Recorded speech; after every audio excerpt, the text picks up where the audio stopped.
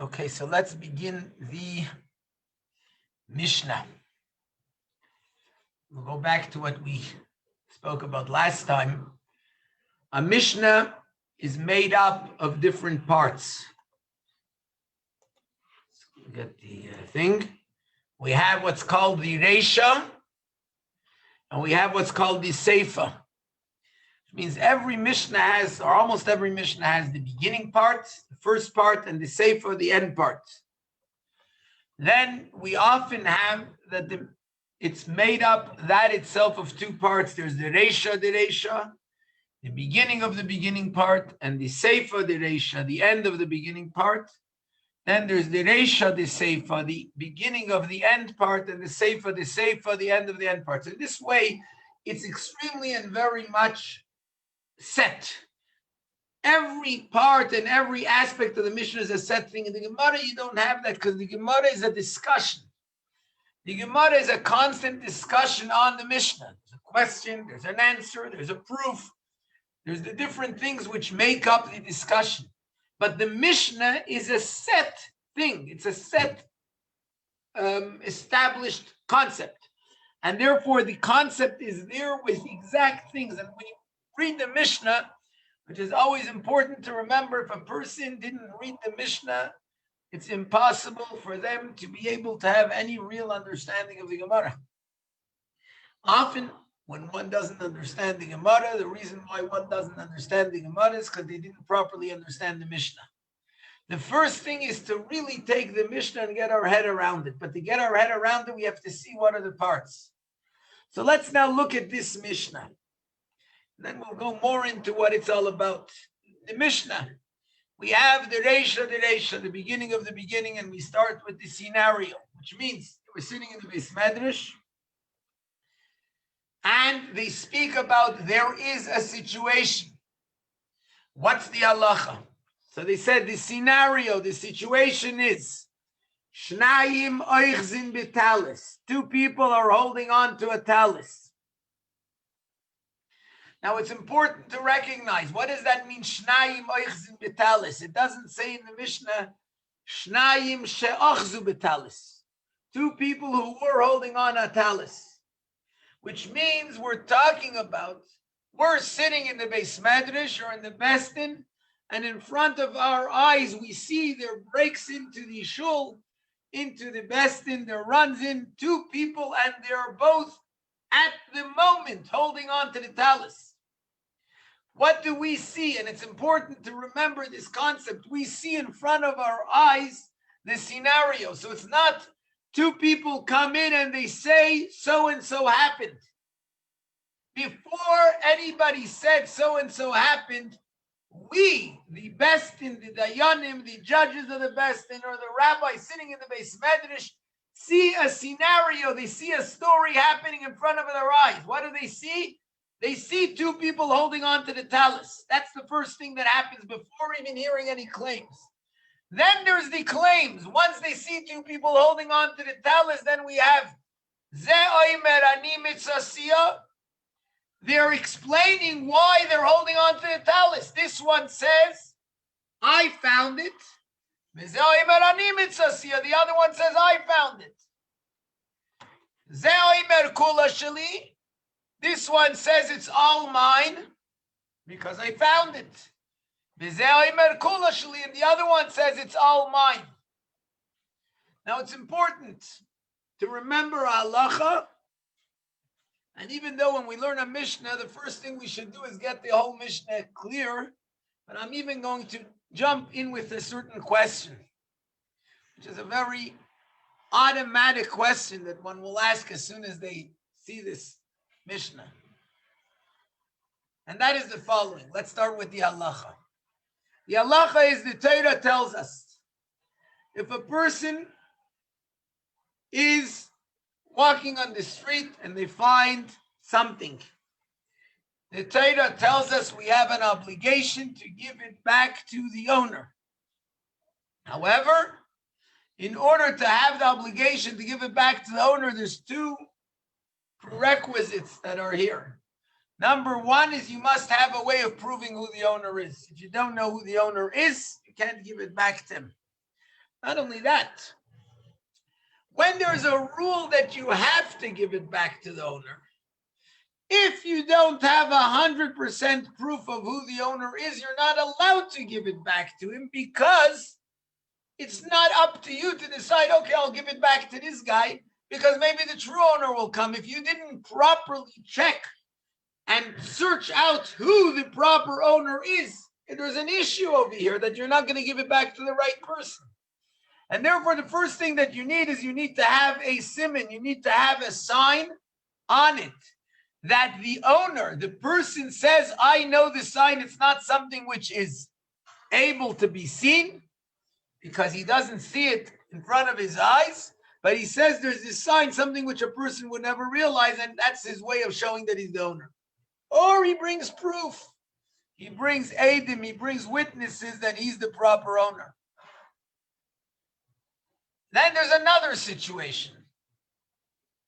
If it's a story where there's no way of proving who the owner is, then what happens is, because there's no way of proving who the owner is, then we are certain that the owner was miyayish, meaning that the owner gave up hope.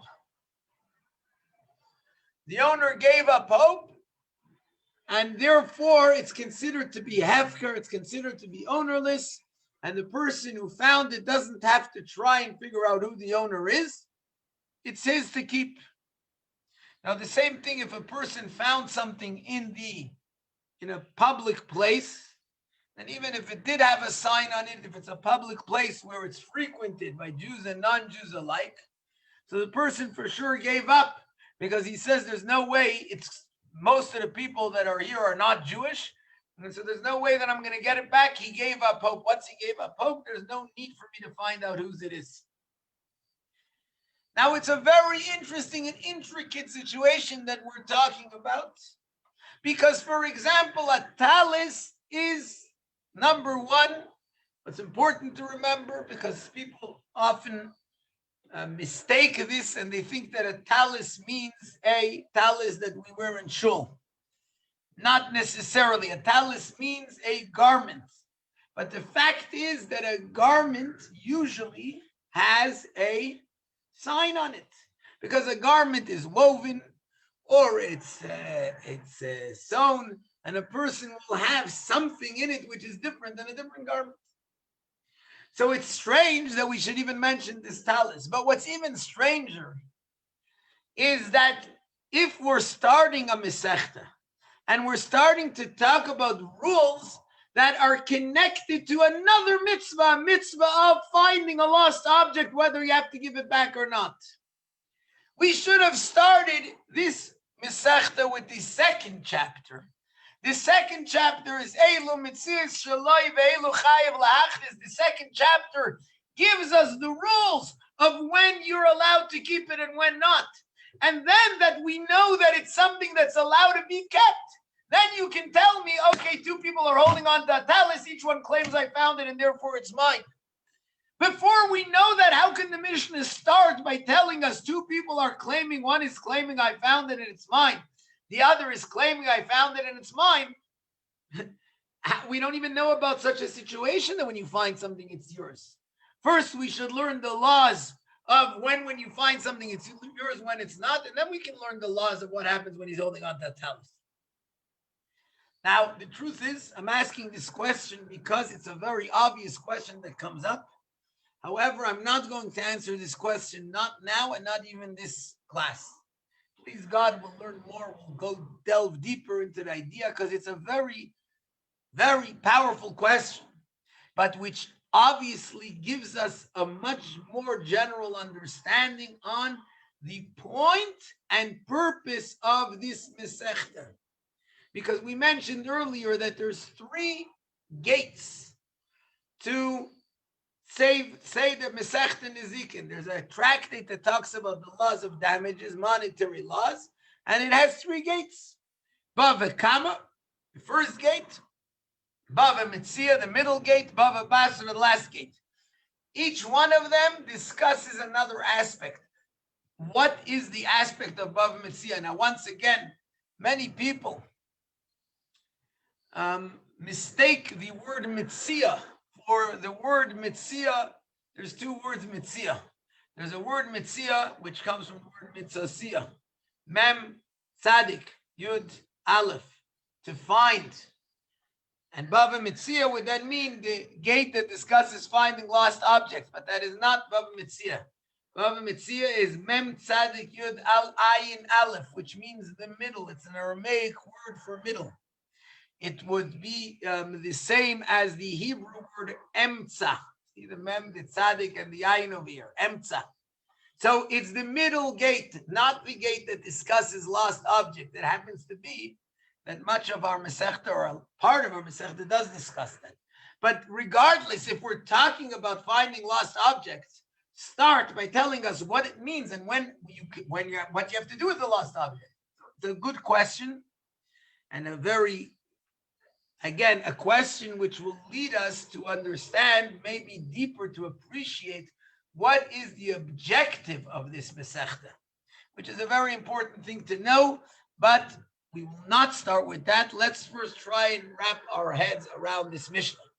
So again, two people come into the Beis Medrash and they're holding a talis, they're holding a garment. They're both holding on to it equally, and then they start their claims. So we see two people holding a garment, and then one says, I found it. The other says, I found it. One says it's all mine, and the other says it's all mine.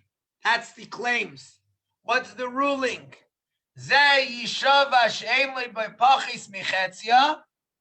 The one should swear that he doesn't own in this talis any less than half. Strange words of a shvua, but that's the way he swears. I have no less than half of this talis. The other one should swear that he doesn't own in this talis any less than half. And then we split the talis, we split the garment, and we give each one half. Or obviously we can sell it and give each one half the money. That is the first beginning of the Mishnah. Now I'm going to jump to Rashi, and I'm going to go through this first part of the Mishnah with the Rashis. Two people are holding on to a talis, to a garment, says Rashi. Davka oichazin. We're specifically talking about a situation where they're both holding it. Why? Because they are now both muchzak, meaning they both have it in their ownership. They both have that, they're both holding the talis is in the ownership of both of them. It's in the possession of both of them. None of them has more power in this talis more than the other, because they're both equally holding it. In fact, the Gemara later will say, we'll give a little sneak peek, the Gemara will later say that that's one of the reasons why we talk about a talis, because a talis, a garment, the way it was made, the way actually we make our talesim, the wool talesim, but the way they wove all woolen garments was they usually had like these strings at the end of it, which is called in the words of the Gemara karkashta. Karkashta means the leftover of the weave, so they leave it hanging sort of. So they're each holding on to that part of it, so that none of them, because if they were holding on to the actual garment, then perhaps one's hands is holding on a little further than the other. That may be an issue. Why would that be an issue? Says Rashi the following. Because if only one of them was holding it, or if one was holding more than the other, so then it's also considered only one is holding. Here they're both equally holding the entire thing, because if it was in the hands of only one of them, the other one is considered that he's taking it away from the other one. He must bring a proof with witnesses that it is his. The other one would then not be believed to take it with a shvua. An amazingly powerful and important Rashi, the first Rashi of the Masechta, and a very, very powerful and important thing. Rashi is telling us the following. Right here, number one, what we're learning in the beginning of this Masechta, the laws of Shnai Moichs and Betalis, is very interesting. If you remember, we spoke about earlier about Torah Shebal Peh, and we said there's various things. There's things that come from the Psukim. There's things that come from Halacha L'Moshe Misinai. There's a third thing which is called a svara, a logical deduction. Now, a svara, a logical deduction, we find often in the Gemara, that the Gemara will ask a question. Svara hi lama likra. If it's a logical thing, why do I need a pasuk? What do you mean, why do you need a pasuk? Because the pasuk makes it a Torah law. The svara, the logic, is only a logic, so you want to make it more powerful. But what we see from this Gemara is that when something is logical, it is considered a Torah law, which means one of the ways that the sages were given permission by Hashem to study and to learn laws of Torah is to give things which are logical, make sense. Something which logically makes sense is considered a Torah rule. The rules that we're learning now in this first Mishnah of the Masechta are not rules that you'll find in any pasuk of the Torah. Yes, whether a lost object is given back to the owner and how it's given to the owner and when it's given to the owner, that's a Torah law. There's a Torah mitzvah to return a lost object to the owner.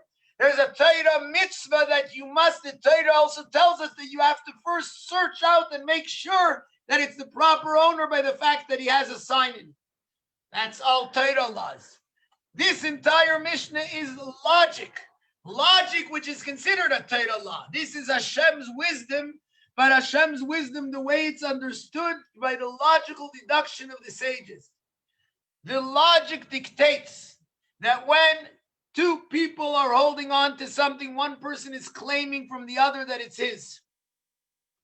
The first and most important thing, which the Gemara calls a klal gadol bidin, a great rule in halacha, and that is hamoitzi mechaveirei alav araya. This is a great rule when it comes to halacha. It's a basic point, a logical point, and what it's called is that possession is, what do they call it? 9/10 of the law. And the truth is, possession is 10/10 of the law. Possession is the greatest and most powerful thing. Now, the truth is, I can claim when someone is holding on to something that it's not his, but then I need proof that it's not his. I need something solid, which is more powerful than possession, which shows and proves that his possession is not merited, that his possession is illegitimate. But if there's no proof that his possession is illegitimate, then we assume. And again, assumption is a very powerful thing. We're learning, we're going through a lot of things, and in Mitzvah Hashem, at a later time, we'll go through all the things, we'll try and make them, put them aside. Now we're just putting, we'll put them we'll set them up. So we remember what we learned, these things that we learned. But there's something which is a very important thing, and that's called chazaka. Chazaka we translate as assumption, but the truth is it's not assumption. There's something much, much more powerful than assumption. In our world, the world we live in, there is no way to prove something 100%. The only thing I can be certain about 100% is that there is an Eibishter in the world, is that Hashem created the world. And therefore, the only thing that I can be certain about 100% is something Hashem tells me is the truth. Something that is the truth because I see it. Someone can prove to me later that it's not true. When I see something, no one can tell me that it didn't happen unless someone gives me 100% of an explanation why what I saw is not true. However, we have to follow our assumptions, and it's not just an assumption, this becomes real. If I look at something and I can see that this is a chazaka, that means this is something which in my world, this seems to be the 100% truth, then that makes it the 100% truth. And I'm going to explain it to you in halacha, not just in svara and logic. In halacha, the halacha is the following. If I was reading a Sefer Torah, and in the middle of laning, I find there's one letter that is cracked. What happens then? Okay, I said Baruch Hu. I said the first bracha on the Aliyah, and I find there's one letter that's cracked. What do? We take out another Sefer Torah, because if it's a cracked letter, the entire Sefer Torah is unfit to use. I take out another Sefer Torah. Where do I start reading from? Do I start from the beginning of the Parsha? Do I have to make the first bracha again? Maybe I should call everyone who was called to the Torah again? No. We start reading from that pasuk. You're not going to start in the middle of a pasuk, so you start from the beginning of the pasuk that you found the cracked letter. The moment you found the cracked letter, that's where you start reading, and the person who got the Aliyah does not have to make the first bracha again. Why? And the answer is because we run our lives, our Torah lives, and our real lives, everything, based on chazaka. As long as the Sefer Torah was kosher, in my mind, it was kosher because it was a chazaka, it was kosher. That means it's assumed, but it's more than just assumed. It can be assumed, and therefore it is kosher. The moment that was proven wrong, it's now only not kosher from the moment it was proven wrong. And therefore, it's only from the moment that there was a psul, that's where I start reading. The big part that I read, but what do you mean? There was the crack beforehand. As long as in my mind, but it had to be rightfully so. Because if I was supposed to check it, if the law dictated that I was supposed to check it, and I didn't check it, then I can't have a chazaka. A mikveh that was found to be unfit. From when is it considered? Do I have to go back to the last time I checked it? No. I go back to from when it was found to be not kosher. Until then, I can assume that it was kosher. And this Sefer Torah, which I now see it's not kosher, and it obviously didn't happen right now. It doesn't matter. In the reality of the world, the chazaka is so real that dictates and that creates the law. Now, when you see someone holding something, they have a chazaka that it's theirs. There's a chazaka. It's called in the Gemara, chazaka shema shetachas yad adam shaloi. There's a chazaka, there's an assumption that when someone's holding something, it's his, until proven otherwise. And that's the rule of hamaitzi mechaveirei alavaraya. If someone's holding something and you want to say it's not his, you could prove it's not his, that it's illegitimate is holding, but you're the one who has to do the proof. And that's a klal gadol b'din. That is a basis, not because it says it in the Torah, because it says it in logic, and that logic, the Hashem gave us the power to dictate the laws of Torah with logic, and this is a halacha, this is a Torah law. This is not just a logical law, and therefore it's a rule. It's a rule which is a Torah law. It's a Torah law that when someone's holding something, it's his. And if someone else claims, no, it's mine, you stole it from me, or it was mine and I lent it to you, or it was mine and I gave it to you, prove it. Now, says Rashi, and this is what Rashi is explaining, what are we doing in this Mishnah? We're dealing with a situation where it's equal, where their holding of it is equal. They're both holding it equally. Not only that, neither of them has more power than the other. If one of them was holding it a little more than the other, Rashi doesn't even talk about that. Rashi says because if only one of them was holding it, because if one was holding 3/4 of the talis, one was holding 1/4 of the talis, then it's as if the 3/4 is 100% in the hands who's holding 3/4 of it. The 1/4 is in the hands of the one who's holding 1/4 of it. That's not that one has more than the other. Each one has one part. You'll split it that way. You'll give 1 3/4 and you don't need a shvua. If only one was holding it and the other says, you grabbed it from me. I had it. I found it first and you grabbed it from me. We say, prove it. It's not enough to swear. An oath is not proof. The oath here is something else. The oath here, and we're going to learn later in the Gemara why there is the oath. We'll leave that for the Gemara. But the point of it is that the oath is not something which can prove it. The fact is that in our eyes, and that's why we're saying it's not that they were both holding the talis, and they came to Bestin and they said we were both holding the talis. That means nothing to us. They came to Bestin and we see them both holding the talis. So now we see a situation which is equal. We see a situation where they both have equal power on this garment. Because they both have equal power, the question is, okay, now what do we do with it? They both equally have it. If one of them had it, we would tell the other one to prove it. You can't swear. It's not enough to swear. When both of them have it, so now how do we deal with it? We split it. The question is, why then do they swear? We should say that they both have it. Split it. What's the point of the oath? We'll learn that in Mitzvah Hashem later. But the idea is that they both have it, and therefore it's as if. This is the logic of it. The logic of it is the following. Everything someone's holding is his. When someone's holding something, it belongs to them. Now, someone else wants to take it away, he needs to prove it. It's not enough. Nothing else helps. He needs to prove it, that it's his. He needs witnesses. He needs proof, whatever he can bring. Now what happens? They're both equally holding not part of it. They're not each one holding half of it.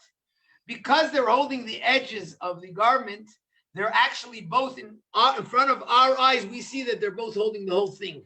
Possession is the entire law, and possession is that they both have an entire possession of the whole thing.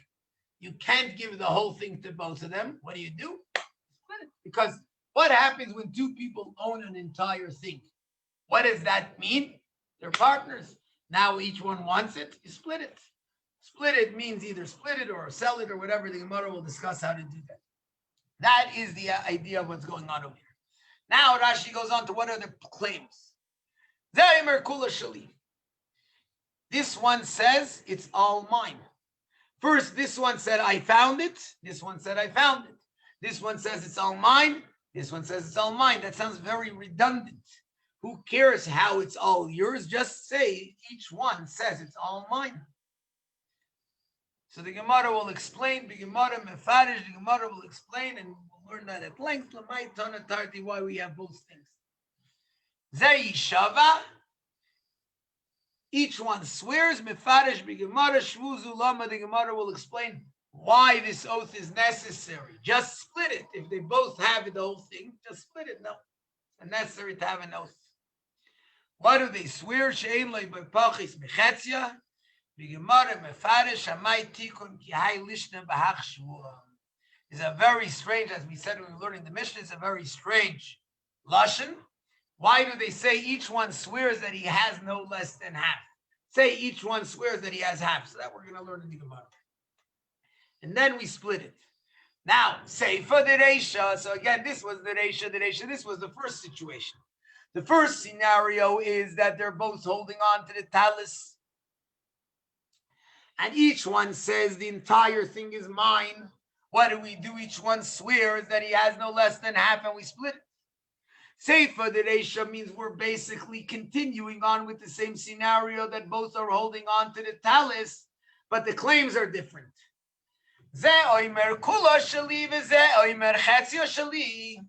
One of them says the entire garment is mine. The other says half of the garment is mine. How could half of the garment be his if it's a talis that we say they found it? How could you have found half a talis? Something about it. We'll see that it's obvious that it means that they both picked it up together, or that's his claim. So one says, I picked it up first. The other says, no, we both picked it up together, and therefore it's half and half. So instead of one saying it's all mine, the other saying it's all mine, one said it's all mine, the other said half is mine. What's the ruling? The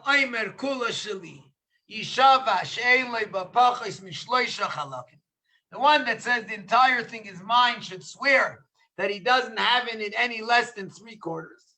And the one that says half is mine, should swear that he has no less than 1/4. The one who says it's all mine gets 3/4. The one who says it's half mine gets 1/4. What does that mean? Let's see. Rashi puts it beautifully. Rashi says the following. V'zeh omer chetzio shali. Moide, he admits shachetzi shel chaveiro, that half is his friends. Vein danin ela al chetzia. They're only dealing with half of it. Says Rashi, beautiful. What's happening over here? The Mishnah is telling us in the second part. You know what happened over here? The half that the one admits, in other words, the one says the entire thing is mine, the other says half is mine. So that means the one that said half of mine is admitting that the other half belongs to his friend. So that we're not dealing with. So the one half automatically goes to the first guy. We're not dealing with it. The question now is, what about the other half? So what do we do with the other half? Hilkach, says Rashi. Since we're dealing only with half, we're doing exactly what we did in the beginning of the Mishnah, in the Reisha of the Reisha.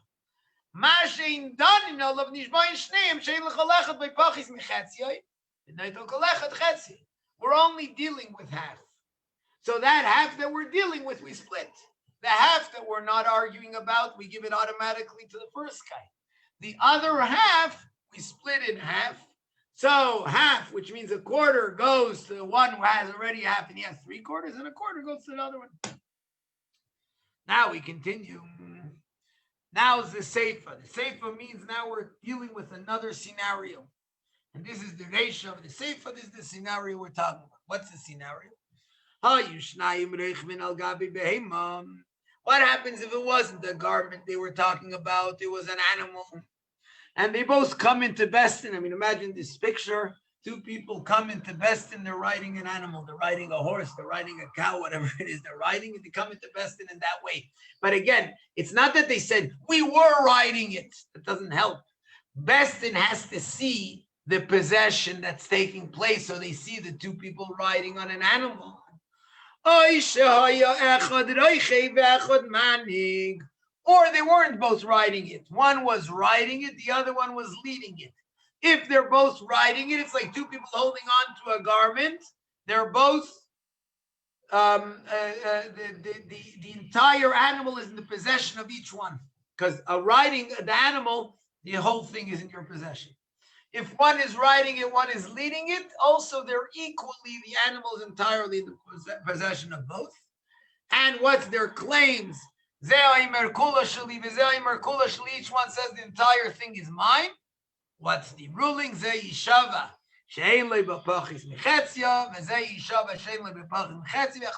the same thing as you would have done with the garment. Each one swears he doesn't have in it any less than half, and we split it. Now, you can't necessarily split an animal, so obviously you sell it and split the money. Says Rashi, what's this all about? I mean, we spoke about a garment, now we're speaking about an animal. Why did the Mishnah have to tell us this case also? Isn't it obvious? If we say that two people who are holding on to the entire thing, you split it, then it doesn't make a difference if what they're holding on to the entire thing is the garment or the animal. Says Rashi Lashmuina Nas, so this case is coming to teach us the Rachuv Manik. Now it's an interesting thing because Rachuv means someone who's riding on the animal. Rachuv in Hebrew means not he's riding the animal, he is riding on the animal. Roichev is he's riding the animal. So the interesting thing is the Bach changes the word Rachuv to Roichev. So it should be riding because he's actively riding. Because just sitting on an animal doesn't make you in possession of it. It's the fact that you're actively riding. But if you're riding the animal, manning, and you're leading the animal, Shneim Shavin, both are equally the same. Liknais behemam in hefker regarding acquiring an animal from that's ownerless. Now, what does that mean? How do we establish that something is in someone's possession? When someone's holding something, it's in their possession. Why? Because if I held something, I picked it up, that is my way of acquiring it. When I see someone doing an active thing which would make him acquire this, that means it's his. because I see in front of my eyes that it's his. He's doing something which would make him acquire it. That makes it in his possession. When two people are holding on to a talus, which would mean lifting it up, is the way that a person acquires that garment. So when I see them both holding on to it, that means in front of my eyes, I see that it's in the possession of both of them. With regards to an animal, you're not holding on to the animal, but the way to acquire an animal is either to ride it or to lead it.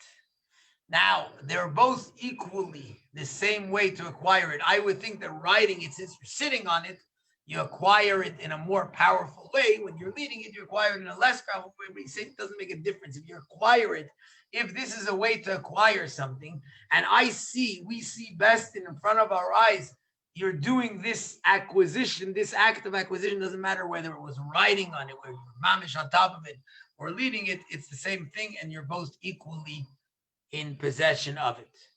Continues the Mishnah in the final part, which is the Seifa of the Seifa. Now, the truth is the Seifa of the Seifa, in this case, is not just talking about the Seifa, it's actually second part of the Seifa, but it's talking and discussing the entire Mishnah. It says like this: what happens if they agree? They come into Bestin, they're both holding the talus, or they're both riding the animal, or whatever it is, and they say, yeah, we picked it up together. Or they have witnesses, meaning witnesses that saw that they picked it up together. What's the rule then? Cholkin below shvua, we split it equally, but you don't need an oath then. The oath is only when there's an argument. Again, we're still going to need to see what the point of the oath is, but the oath is only when there's an argument. They agree. Why did they come to Bestin if they agreed? If they agree, why did they come to Bestin? So let's look at Rashi, and then we'll understand why they came to Bestin, and also what the whole story is over here. Zman shein moiden, says Rashi. The Gemara mefarish, the Gemara explains that obviously, if they're agreeing, then they split it. What's the chiddush over here? Says Rashi, the Gemara explains that this is teaching us someone who lifts up a lost object for his friend acquires it. What does that mean? We said they agree that they picked it up together. How do you know that you picked it up together? It's not natural that two people pick something up and they say we picked it up together. It's going to be obvious that if both picked it up, each one will think he picked it up first, or they'll say we don't know who picked it up first. Same thing if there's witnesses. The witnesses can't possibly see that they both picked it up at the same time.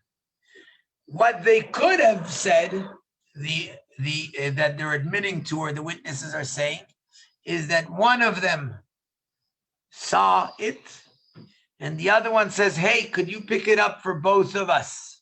And the guy said, sure. And he picked it up, and he says, I'm picking it up for both of us. Both of us means, then they're partners. Now, I would think, no, you can't do that. You can't pick up something for someone else. You can acquire something for yourself from Hefker. You can't acquire something from someone else. So this is teaching us that someone who lifts up a found object for his friend acquires it. And that's actually why we're saying, this is what it's teaching us. It's teaching us that they are admitting that one agrees that he picked it up for both of them. Or the witnesses say that he said they picked it up for both of them, then they split it equally, and they don't have to swear. Now, why did they come to Bestin, we asked? For a simple reason. They didn't know what the halacha is. They said they both agree that one picked it up for both of them. But now the one that picked it up for both of them, he says, you know what? Why was I supposed to? I could have picked it up for myself. He says, yes, I'm an honest guy. I picked it up for both of us, but I want to change my mind. So they're coming to Bestin to ask Bestin, this is the story, we agree this is the story, but am I allowed to change my mind? And Bestin say, no, you have to split it because this is the rule, but there's no need for an oath because there's no argument over here. Okay, that was this. We're already, Mr. Hashem, next time, there's two things that I'd like to do. I'd like to look a little bit at some of the Tosfos, just to give us a little bit of a taste. I don't think it's possible for us to learn all the Tosfos, but to give us a taste of what Tosfos does. And secondly, I'd like to go in a little bit deeper into this idea so we can understand also the answer to the question we asked. So, Be'ezras Hashem, hopefully next time we shall do that. Skayach.